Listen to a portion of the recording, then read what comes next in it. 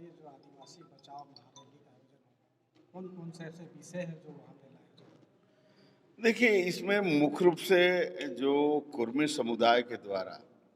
जो आदिवासी बनने का जो प्रयास किया जा रहा है, और ख़ास रूप से जो उसका ज़मीन, उसका नौकरी और जो उसका पंचायती राज का आरक्षण, एमएलए एमपी का आरक्षण, ये तमाम चीज़ों का जो लूटने का एक जो साजिश चल रहा है, इसी के खिलाफ मुख्य रूप से ये जो है आदिवासी बचाओ महारैली है। इसके साथ साथ और भी मुद्दे हैं, जैसे अभी माननीय मुख्यमंत्री जो बढ़ा दिए हैं कोर्ट फीस, जो 10,000 से सीधे 3 लाख कर दिए कि कोई गरीब आदमी का जमीन जमीन हड़पी जाएगी तो उसको 3 लाख रुपया कोर्ट फीस जमा करना पड़ेगा, तब वो केस होगा। न पहले 10,000 था। टीएसपी ट्राइबल सब प्लान का पैसा, यहाँ भुखमरी में सारा समाज मर रहा है शिक्षा के बिना, और यहाँ जो है इस वक्त फ्लाईओवर तमाम चीज़ बन रहा है, तो हमारी ज़मीन आप देख रहे हैं सीएनटी कानून के बाद सदा पटना में आदिवासी जो है का ज़मीन जो है रजिस्ट्री हो रहा है, लूटी जा रही है। गैर आदिवासियों के द्वारा हमारी बेटी बहन को दूसरी तीसरी पत्नी के रूप में रखकर हमारा जो है ज़मीन जो है आरक्षण, नौकरी, पेट्रोल पंप, गैस एजेंसी, ये तमाम चीज़ जो है लूटी जा रही है। इस तरह से जो बुनियादी जो सवाल है आदिवासियत का, जो जल जंगल जमीन के जो सवाल हैं, उसी पर मुख्य रूप से फोकस किया जाएगा, क्योंकि ये पूरे जो झारखंड के जो 32 समुदाय के ये आदिवासी समन्वय समिति, ये एक साझा मंच है, और इसका जो है हम लोग निश्चित रूप से 5 मार्च को इसके लिए बिगुल फूकेंगे और ये लड़ाई लगातार जारी रहेगी। आप बताइए, झारखंड के बने 22 साल पूरा हो गया, चुनाव भी नज़दीक है, और जब जब चुनाव होता है आदिवासी को एक तरह से कार्ड के तौर पे खेला जाता है। निश्चित रूप से ये तो एक हम लोग देख ही रहे हैं कि हमारी जो आदिवासियों को वोट बैंक के रूप में ही देखा जाता है। वोट बैंक तो हर एक समुदाय का ही बनता है, मगर जिस तरह से हम लोगों को एक आदिवासी राज्य में ही, एक 5वीं अनुसूची के राज्य में, जिस तरह से हमारे जिन इश्यूज और जिन मुद्दों को जिसका ख्याल रखना चाहिए था, उनकी लगातार अनदेखी की जा रही है। यहाँ आज तक स्थानीय नीति नहीं बनी है, नियोजन नीति ढंग से नहीं बनी है, और नियोजन भी अभी जो सरकार ने अभी जो फिलहाल जो घोषणा की है, उसमें स्थानीय व्यक्तियों को तो कहीं भी प्राथमिकता की बात है ही नहीं। जो बाहर से भी, दूसरे राज्यों से भी, जैसे कि आया कि 10वीं 12वीं भी इस राज्य से, यहाँ के राज्य के बोर्ड का नहीं होने से भी चलेगा काम। और फिर जो यहाँ की क्षेत्रीय जनजातीय भाषा के इतिहास, उसके जो पृष्ठभूमि जानने की कोई ज़रूरत नहीं, यानी खुला न्योता है सभी, मतलब भारतवासियों के लिए कि आइए, यहाँ पर आपके लिए नौकरी रखी हुई है। तो इस तरह का जो है, झारखंडी आज अपने आप को ठगा हुआ महसूस तो कर रहा है, विशेष रूप से आदिवासी समुदाय भी। जिस तरह के संरक्षण की हम लोगों ने उम्मीद की थी इस राज्य में, एक 5वीं अनुसूची के राज्य होने के नाते, वो नगण्य है। CNTS-PT एक्ट जो हमारे ऐतिहासिक रूप से इस देश में जो बना, और जो उसको कायम करने की भी बात रही, हमारे सामाजिक पारंपरिक व्यवस्थाओं को भी अनुच्छेद 244 में जो यथावत रखने की और कायम करने की बात की, वो ना हम उसको पेशा कानून में देखते हैं, ना हम समता जजमेंट को ही हम लागू होते हुए देखते हैं। और विशेष रूप से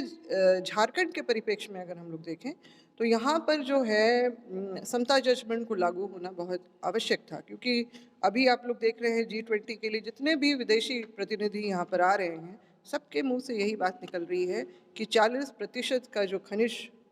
पदार्थ जो है झारखंड से मिलता है। मतलब देश दुनिया की जो कई चीज़ों को चला मान्य करने के लिए यहाँ के रिसोर्सेज यूज़ होते हैं, और फिर भी ये राज्य इतना पिछड़ा क्यों है?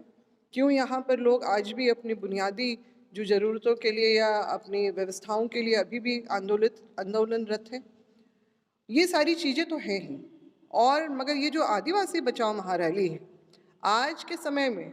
जबकि आदिवासी को उसकी पहचान और पुख्ता होनी चाहिए थी, उसके लिए व्यवस्थाएं पुख्ता होनी चाहिए थी, यहाँ पर जो है आदिवासी बनने की होड़ इस राज्य में लगी गई है।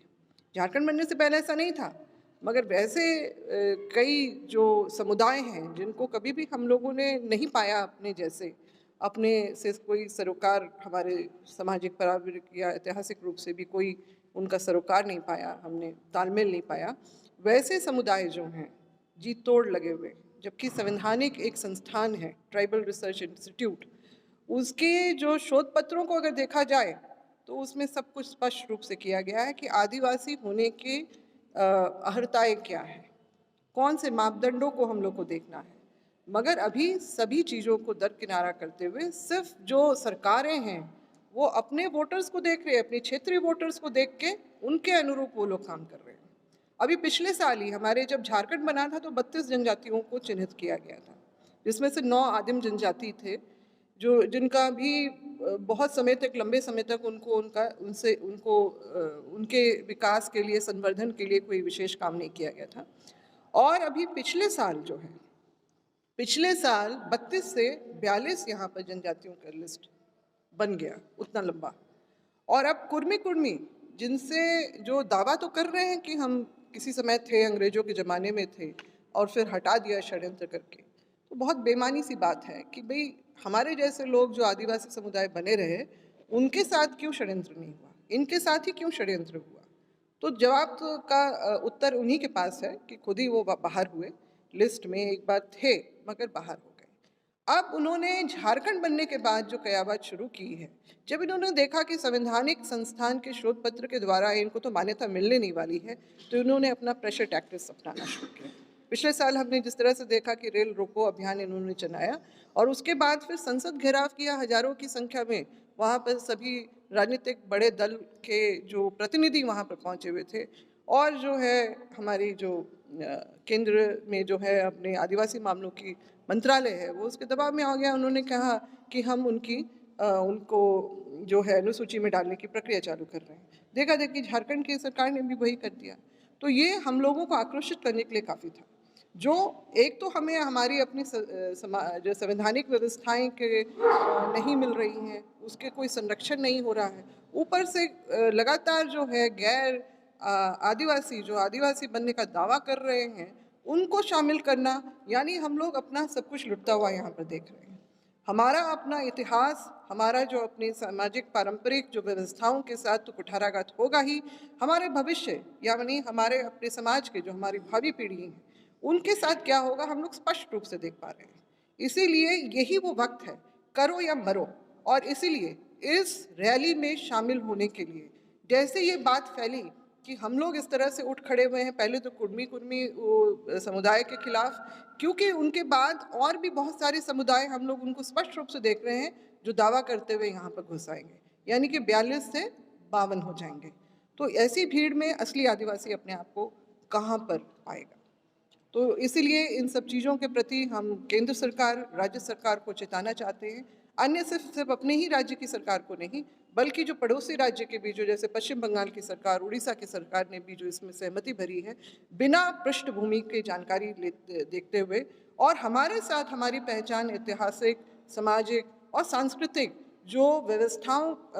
के साथ, पहचान के साथ जो एक तरह से कुठाराघात करने का जो ये कुचक्र चलाया है, हम उसका जोरदार विरोध करते हैं। इसीलिए झारखंड ही नहीं, पड़ोसी राज्य के भी आदिवासी इस रैली में, महारैली में शामिल होकर अपनी आवाज़ को बुलंद करना चाहते हैं। और जैसे मेरे पूर्व के वक्ताओं ने कहा कि यहाँ पर कोई जितने भी लोग आएंगे वो भिड़ने वाले लोग आएंगे, जिनको इस बात से सरोकार है कि आदिवासी समाज को अगर बचाना है तो हम लोग को अपनी चट्टानी एकता यहाँ पर अपनी दर्शाना है।